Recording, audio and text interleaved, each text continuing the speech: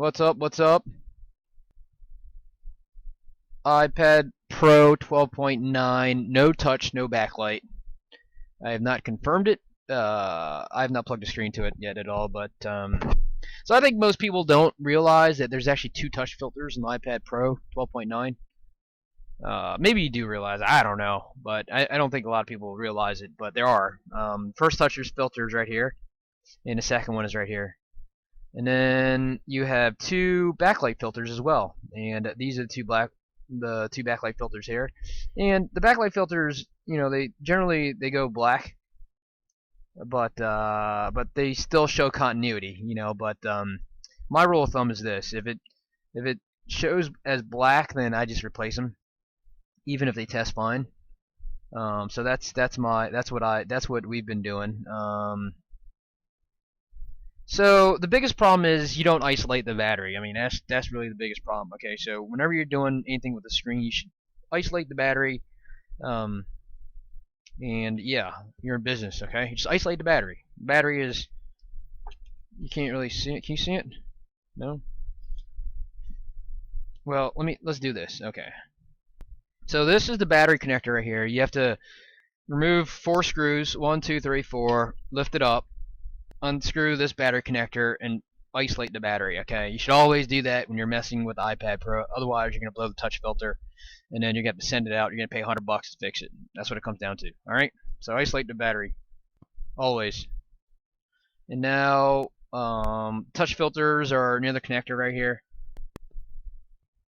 and we are gonna replace both the touch filter. This one's bad. This one actually looks pretty good, so I'm not going to replace that. So I'm going to replace this one. This one's bad. And you just check these things in continuity mode, and if there's no continuity, then you need to replace them. This one shows continuity, this one does not, but I'm just going to go ahead and replace both of them because they're all crap. Alright, so that's it. Pretty easy, for the most part. And I guess the other big question is, people don't really understand is, what values do you use for this, and all that garbage, And I'll tell you what I've been doing, because there aren't really schematics out for these things, so I mean, people are just guessing. So what I do is I really just tin the tips of my tweezers here, right, and put a little flux on there, and then really just kind of heat it up, and hopefully you can get a little bit of solder, and it should come off pretty easily. And then you just kind of tin it a little bit. That'll make putting it back on a little bit easier. And same with all these. Oh, it's a little too much.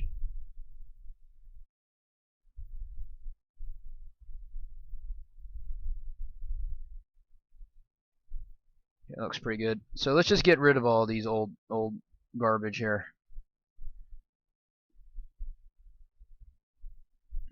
Okay. So they're nicely tinned, and now I'm going to grab my filters, and I'm going to show you guys what I use as filters, okay? And this is really just a guess, because like I said, there are no schematics available.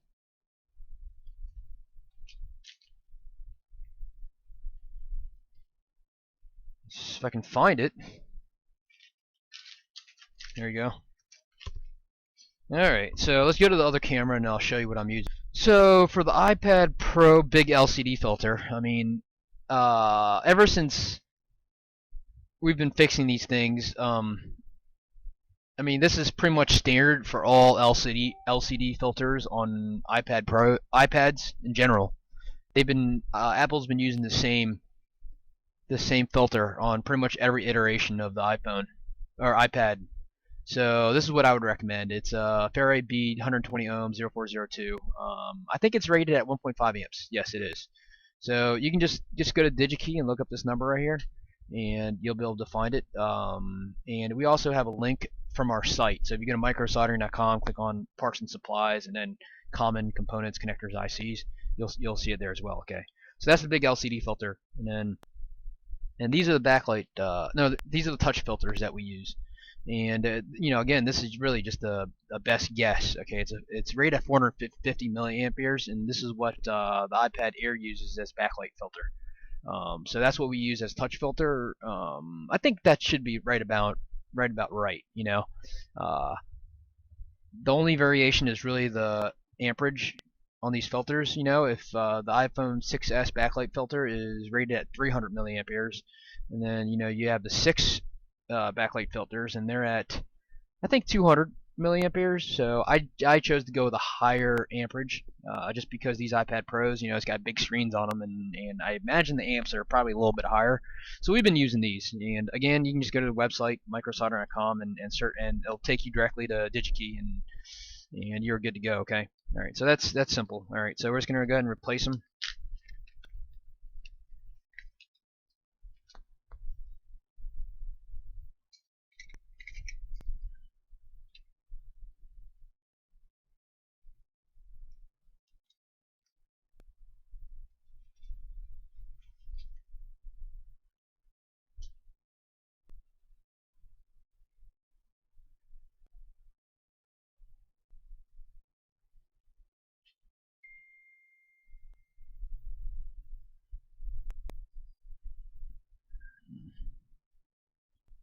All right. So here we go.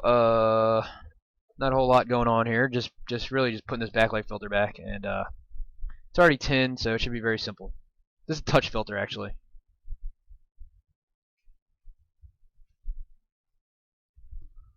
And you always really want a shiny joint. You really want a shiny joint. Okay, so now the touch filter is fixed, and let's go with a big backlight filter now. Big LCD filter. LCD backlight.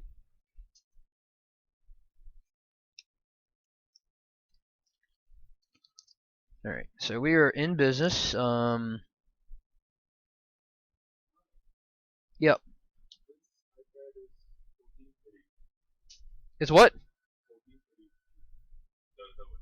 That's iPad 2, Mini 2. Is that what it said? Oh, is it really? Okay, hold on a second. Hold on a second. Let me finish this first, man. Hold up. What? Oh, is that? Oh yeah, yeah. We're not working on that. No, no, we're not working on that, man.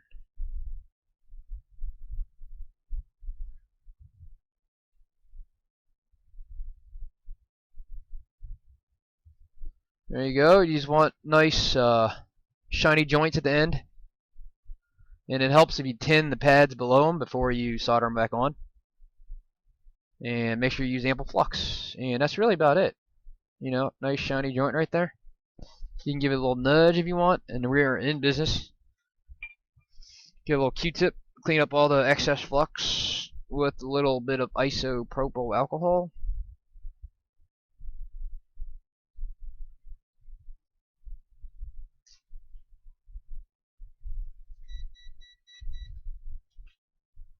Okay.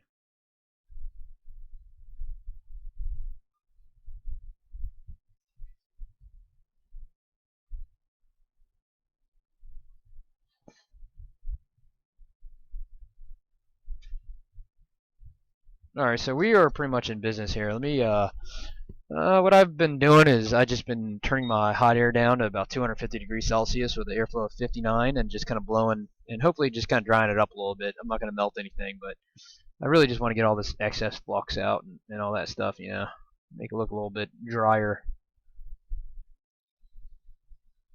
There's not enough heat here to like melt solder, or connectors.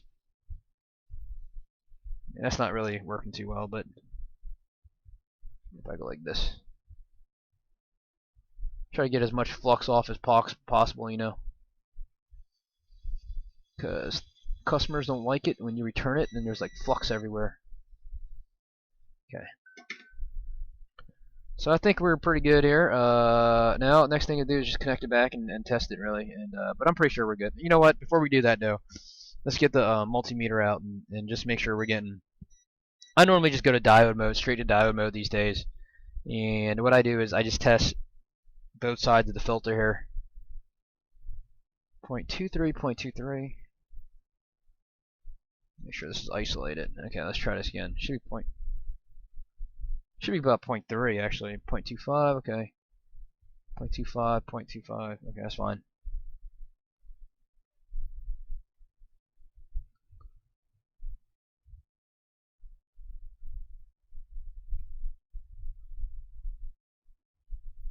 coming back up 0.27. It should be around 0.31, really, around there. Sometimes there's a capacitor that's charged on the line and it changes the actual diode mode value, you know. So I think we're good. I think I'm pretty confident about this, so I'm just gonna go ahead and kind of put this back, and hopefully it doesn't happen again. This guy's gonna have to put new stick tape on it. So, all right. Where's my screen at? Okay, my screen's here.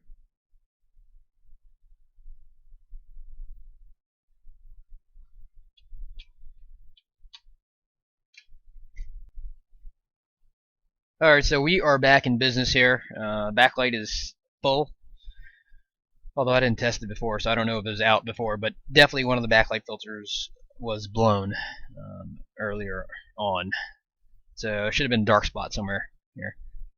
Anyways, let me pause it until this thing boots up, and then we'll test. There you go. Booted up already. Alright, so you can see the touch is working. Let's see. Cover this up.